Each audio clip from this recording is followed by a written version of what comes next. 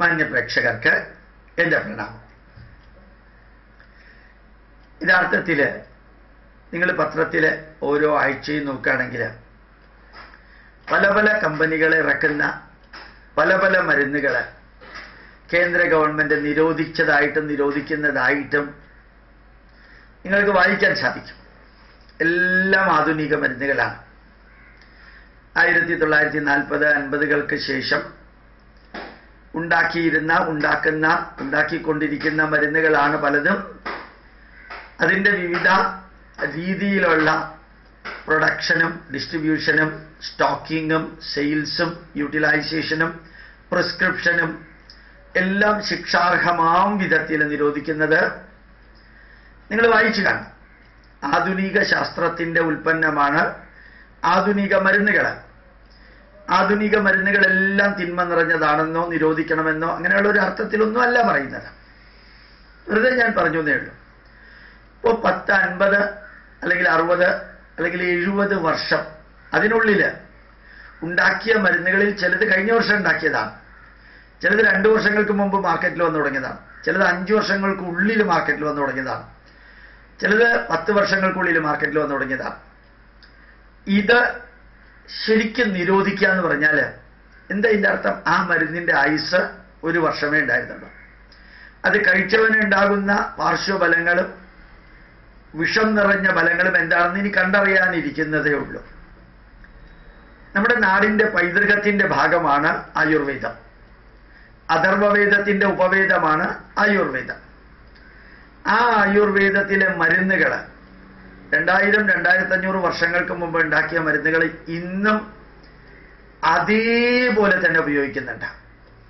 2500-3000 വർഷങ്ങൾക്ക് മുമ്പ് ഭേള സംഹിതയിലും ബ്രഹ്മസംഹിതയിലും അഗ്നിസംഹിതയിലും അതിനുശേഷം സുശ്രുത സംഹിതയിലും ചരക സംഹിതയിലും പിന്നീട് വാഗ്ഭട സരണിയിൽ അഷ്ടാംഗ ഹൃദയത്തിലും അഷ്ടാംഗ സംഗ്രഹത്തിലും പിന്നീട് സഹസ്രയോഗത്തിലും എല്ലാം ഉണ്ടാക്കുന്ന മരുന്നുകളിൽ ഒരെണ്ണം പോലും നിരോധിച്ചിട്ടില്ല. ശരിക്ക് ചിന്തിച്ചു നോക്കുക. അശോകാരിഷ്ടം, ദ്രാക്ഷാരിഷ്ടം, അതേപോലെ മുക്താരിഷ്ടം, ദശമൂലാരിഷ്ടം, ഈ അരിഷ്ടങ്ങൾ മുഴുവനും ഫെർമെന്റേഷനിലൂടെ ഉണ്ടാക്കുന്നതാണ്. 12,500 വർഷമായിട്ട് പെർഫെക്റ്റ് ബയോടെക്നോളജി ഉപയോഗിച്ച് ഫെർമെന്റേഷനിലൂടെ ആൽക്കഹോളിന്റെ ലെവൽ 8% മുതൽ 10% വരെ കൂട്ടിയിട്ട് ഉണ്ടാക്കുന്നതാണ് ഇതെല്ലാം. ഈ ആൽക്കഹോൾ ഉണ്ടാക്കാന്ന് പറഞ്ഞാൽ അത്ര എളുപ്പമൊന്നുമല്ല. എന്താ കാരണം? ഒരു ബാക്ടീരിയ മാറിയാൽ, ഒരു ഈസ്റ്റ് മാറിയാൽ ആ ആൽക്കഹോൾ വിഷം നിറഞ്ഞ കീറ്റോൺ ബോഡിയായിട്ട് മാറും. അത്ര പെർഫെക്ഷനിലൂടെയാണ് അരിഷ്ടങ്ങളുടെ ഫെർമെന്റേഷൻ ബയോടെക്നോളജി 2000 വർഷമായിട്ട് കേരളത്തിൽ, ഭാരതത്തിൽ ഉപയോഗിച്ചിരിക്കുന്നത്, പ്രയോഗിച്ചിരിക്കുന്നത്. ഒരു പ്രിസർവേറ്റീവും പണ്ടിട്ടിരുന്നില്ല, അതിൻ്റെ ആവശ്യം ഉണ്ടായിരുന്നില്ല. ഇപ്പം പിന്നെ ഇടാറുണ്ട്, നല്ലോണം ഇടാറുണ്ട്. അത് മോഡേൺ സയൻസിൻ്റെ പോസിറ്റീവോ നെഗറ്റീവോ ആയിട്ടുള്ള കോൺട്രിബ്യൂഷനാണ്.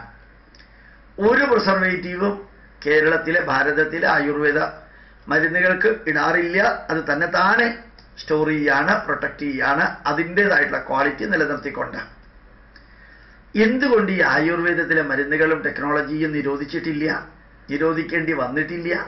അത് കഴിച്ചാർക്കും സൈഡ് എഫക്റ്റ് ഉണ്ടായില്ല. അത് കഴിച്ചിട്ട് ആരും മരിച്ചില്ല. അത് കഴിച്ചിട്ട് സ്ലോ ആയിട്ടാണെങ്കിലും രോഗം മാറുന്നത് കൊണ്ടാണല്ലോ ആയുർവേദ കോളേജുകൾ ഇപ്പോഴും പുതിയ പുതിയ കോളേജുകൾ വരുന്നത്. ഏറ്റവും കൂടുതൽ ആയുർവേദ കോളേജുകളുള്ളത് ലോകത്തിൽ ഭാരതത്തിലാണ്. ഭാരതത്തിൽ തന്നെ 6,000-7,000 കോളേജുകളുണ്ട്. കേരളത്തിൽ 10-25 ആയുർവേദ കോളേജുകൾ മിനിമം ഉണ്ട്. അഡ്മിഷനും ഉണ്ട്, വിദ്യാർത്ഥികൾ പഠിക്കാനും വരുന്നുണ്ട്. അതിൻ്റെ അർത്ഥം ആയുർവേദം വംശനാശം വന്നിട്ടില്ല എന്നല്ലേ? ആ ആയുർവേദത്തെ മരുന്നുകളിൽ ഒരു മരുന്ന് പോലും ആരെങ്കിലും കൂടുതൽ ആൽക്കഹോൾ ചേർക്കുകയോ വേറെന്തെങ്കിലും ചെയ്തിട്ടുണ്ടെങ്കിൽ ആ പർട്ടിക്കുലർ പ്രോഡക്റ്റ് ആ കടയിൽ വിൽക്കുന്നത് നിരോധിച്ചിട്ടുണ്ടെന്നല്ലാതെ ഒരു കാരണവശാലും വേറെയുള്ളത് നിരോധിച്ചിട്ടില്ല. നമ്മൾ അറിയേണ്ടത് ശാശ്വതമായിട്ടുള്ളത് നിലനിൽക്കുന്നു, അല്ലാത്തത് കാലചക്രം തിരിയുമ്പോൾ സമ്പത്തിനോ പൈസയ്ക്കോ അധികാരത്തിനോ അതല്ല ലാഭം കൊയ്യാനോ ഒക്കെ വേണ്ടി ഉണ്ടാക്കുന്നത് നിരാകരിക്കപ്പെടുന്നു. അറിയണം, നിലനിർത്തേണ്ടതിനെ കാലം നിലനിർത്തും, നിലനിർത്തേണ്ട ആവശ്യമില്ലാത്തതിനെ കാലം അടിച്ചു തെറിപ്പിക്കും. എന്തൊക്കെ പുതിയ തരത്തിലുള്ള പാൻറ്റുകൾ വന്നു, bell bottom pant, hippie pant എല്ലാം വന്നില്ലേ? ഇപ്പൊ തിരിച്ച് പലരും ബർമൂഡ ടൈപ്പ് ട്രൗസർ ഇടുന്നു. ഇന്നലെ ജനം ടി വിയിൽ റെക്കോർഡ് ചെയ്യാൻ പോയപ്പോഴത്തേക്കും ഈ ക്യാമറാമാനും കൂട്ടത്തിലുള്ളവരൊക്കെ ട്രൗസറായിട്ടിരുന്നത്. ഈ ട്രൗസർ ആയിരുന്നില്ലേ ആദ്യം കേരളത്തിൽ ഉണ്ടായിരുന്നത്? ട്രൗസർ ഇട്ടുകൊണ്ടായിരുന്നില്ലേ കുട്ടികൾ സ്കൂളിലേക്ക് പോകുന്നതുമെല്ലാം?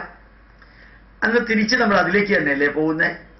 ഇപ്പൊ പഴയ ജീവിത ശൈലിയിലേക്കല്ലേ മാറുന്നത്? നാടൻ കോഴി, നാടൻ കറി, നാടൻ ഊണ്, നാടൻ ആയിട്ടുള്ള പാല്, നാടൻ വെജിറ്റബിള്, നാടൻ കേക്ക്, നാടൻ ഭക്ഷണം, എല്ലാം നാടനിലേക്കാണ് പോകുന്നത്. എന്തേ നാടനിലേക്ക് പോകുന്നു? മോഡേൺ അല്ലേ വേണ്ടത്? മോഡേൺ അല്ലേ? ഇപ്പോ ചില ആശുപത്രികളുടെ മുമ്പിൽ പഴങ്കഞ്ഞിയും പയറും ഉണ്ട്, പഴങ്കഞ്ഞിയും തൈരും വിൽക്കാനുണ്ട്. പഴയത് കലത്തില് ബിരിയാണി ഉണ്ടാക്കിയിട്ട് തിരുവനന്തപുരം റെയിൽവേ സ്റ്റേഷൻ അടുത്തൊരു സൂപ്പർ സ്പെഷ്യാലിറ്റി ഹോട്ടലുകാർ കലത്തിൽ ബിരിയാണി. ഇപ്പൊ ലയൺസ് ക്ലബും റോട്ടറി ക്ലബുകളിലൊക്കെ കലത്തിലാണ് സാധനം കൊടുക്കുന്നത്. നമ്മൾ പിച്ചച്ചട്ടി എടുപ്പിക്കുന്ന പറയുന്ന മാതിരിയാണ്, ചട്ടി എടുപ്പിച്ചു അവരെ കൊണ്ട്. എന്തേ ഇങ്ങനെ പുറകോട്ട് പോകുന്നു? വളരെ ചെറിയൊരു അമ്പലത്തിൽ ഇന്നലെ വൈകുന്നേരം ഒരു പ്രഭാഷണത്തിനുണ്ടായിരുന്നു. ആ പ്രദേശം മുഴുവൻ ആൾക്കാരായിരുന്നു. ആ പ്രഭാഷണമൊക്കെ കഴിഞ്ഞപ്പോഴത്തേക്കും കുറെ കമ്മ്യൂണിസ്റ്റുകാർ എൻ്റെ അടുത്ത് വന്ന് പറഞ്ഞു, സാറേ മടുത്തു സാറേ, ഇനി ഞങ്ങൾ സാറിൻ്റെ കൂടെ ഉണ്ടാവും. അറിഞ്ഞുകൊണ്ട് പറയാണ്. അതിലെ ഒരാൾ പറഞ്ഞത്, എൻ്റെ കല്യാണമാണ് സാറേ മറ്റന്നാളെ.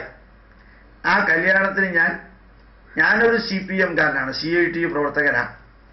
ഞാൻ ആ പെണ്ണിൻ്റെ വീട്ടുകാരോട് പറഞ്ഞു, ഞാനൊരു കമ്മ്യൂണിസ്റ്റുകാരനാണെന്ന് പറഞ്ഞിട്ട് നിങ്ങളുടെ പെണ്ണിനെയും എനിക്ക് തരണ്ട, നിങ്ങൾ മുഴുവനും ഈ നാടിനെ ബഹുമാനിക്കുന്ന ആദരിക്കുന്ന സംസ്കാരത്തിലേക്ക് വരികയാണെങ്കിൽ കല്യാണം കഴിക്കുള്ളൂ, ഇല്ലെങ്കിൽ കല്യാണമേ വേണ്ടെന്ന് പറഞ്ഞു. എന്താ അഭിമാനത്തോടു കൂടി അയാൾ ഉറക്കെ പറയുന്നത് അറിയാമോ? ഞാൻ എല്ലാം മാറ്റി സാറേ എന്നാ പറഞ്ഞത്. ബാക്കിയുള്ളതിൻ്റെ അർത്ഥം മനസ്സിലായി എന്ന് വിചാരിക്കുന്നു. നമ്മുടെ കൂട്ടത്തിൽ വരുന്ന ഒരാളുമുണ്ട് ഇതേമാതിരി തന്നെ, ഒരു ഇടതുപക്ഷ ചിന്താഗതിക്കാരൻ.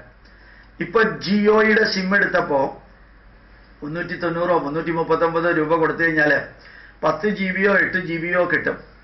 ആ 10 GB ഉപയോഗിക്കുന്നത് വാട്സപ്പ് സന്ദേശം കേൾക്കാനും വായിക്കാനും, ഫേസ് പേജിലുള്ളത് കേൾക്കാനും വായിക്കാനും, യൂട്യൂബിലുള്ളത് കേൾക്കാനും വായിക്കാനും, അതുപോലെ തന്നെ പ്ലേ ചെയ്യാനുമാണ് ഉപയോഗിക്കുന്നത്. ഈ ജിയോ സിം കൂടി വന്നപ്പോഴത്തേക്കും എല്ലാം മൊബൈൽ ഫോണിലൂടെ കേൾക്കാനും വായിക്കാനും സാധിക്കുന്ന ലെവലിലേക്ക് മാറിയപ്പോ ജനങ്ങളുടെ മനസ്സിൽ രാഷ്ട്രീയവും മാറിത്തുടങ്ങി, ദേശത്തോടുള്ള ബഹുമാനവും ആദരവും മാറിത്തുടങ്ങി, പോസിറ്റീവായി തുടങ്ങി എന്നുള്ള അർത്ഥത്തിലാണ് മാറിത്തുടങ്ങി എന്ന് പറഞ്ഞത്. എന്താ മാറ്റം വരുന്നത്? ഇത് ശരിക്കും നമ്മുടെ പൈതൃകത്തിന്റെ നന്മകൾ, പൈതൃകത്തിലുള്ളതെല്ലാം നന്മകളൊന്നുമല്ല കേട്ടോ. ആധുനിക ലോകത്തിലുള്ളതെല്ലാം തിന്മകളുമല്ല. ആധുനിക ലോകത്തിന് ധാരാളം നന്മകളുണ്ട്, പൈതൃകത്തിന് ധാരാളം നന്മകളുണ്ട്. രണ്ടിലും ധാരാളം നെഗറ്റീവുകളുണ്ട്. ഇപ്പം നെഗറ്റീവുകൾ ഉണ്ടെങ്കിലും സയൻസിന്റെ പ്രോഡക്റ്റുകൾ മാത്രം സ്വീകരിക്കണമെന്ന് പറഞ്ഞ് നടക്കുന്ന കുറെ യുക്തിവാദികളും കുറെ നിരീശ്വരവാദികളുടെയും ഇടയ്ക്ക് പൈതൃകത്തിലും നന്മകളുണ്ട്, അതും കൂടി ഇതിന്റെ കൂട്ടത്തിൽ ചേർക്കണമെന്നേ പറയാറുള്ളൂ. അല്ലാണ്ട് പൈതൃകത്തിന്റെ എല്ലാം സ്വീകരിക്കണമെന്നൊന്നും നമ്മൾ പറയാറില്ല. ഏതായാലും ചിന്തിക്കുക, നമ്മുടെ നാട് തിരിച്ചു വരുന്നുണ്ട്. അതിഗംഭീരമായ വിധത്തില് ചില രാഷ്ട്രീയക്കാരുടെ ചിലരുടെ മനസ്സിൽ ഇപ്പോഴും അകത്തും പുറത്തും വിഷമുണ്ടെങ്കിലും തീക്ഷ്ണതയും അസഹിഷ്ണുതയും വർഗീയതയും നിറഞ്ഞിരിക്കുന്നുവെങ്കിലും ഈ നാട് അതിനെ വെച്ചു പൊറുപ്പിക്കില്ല. അതാണ് ഈ ഭാരതത്തില് ഏതാണ്ട് 80% സംസ്ഥാനങ്ങളും ഇപ്പൊ ഭരിക്കുന്നത് ആരാണെന്ന് ഒരുപക്ഷെ വെറുതെ ഇരിക്കുന്നവർ, എതിർപ്പുള്ളവർ പോലും ചിന്തിച്ചാൽ മനസ്സിലാക്കാം എന്തുകൊണ്ട് ഈ മാറ്റം വന്നു. തിന്മകളെ നന്മകളാക്കി മാറ്റിയ ഒരു രാഷ്ട്രം. 2G 3G ആദർശ ഫ്ലാറ്റ്, കൽക്കരി, ഹെലികോപ്റ്റർ, ഇത് ഞാൻ പറഞ്ഞതാണ്, ഇന്നലെ മിനിഞ്ഞാന്ന് പറഞ്ഞതാണ്.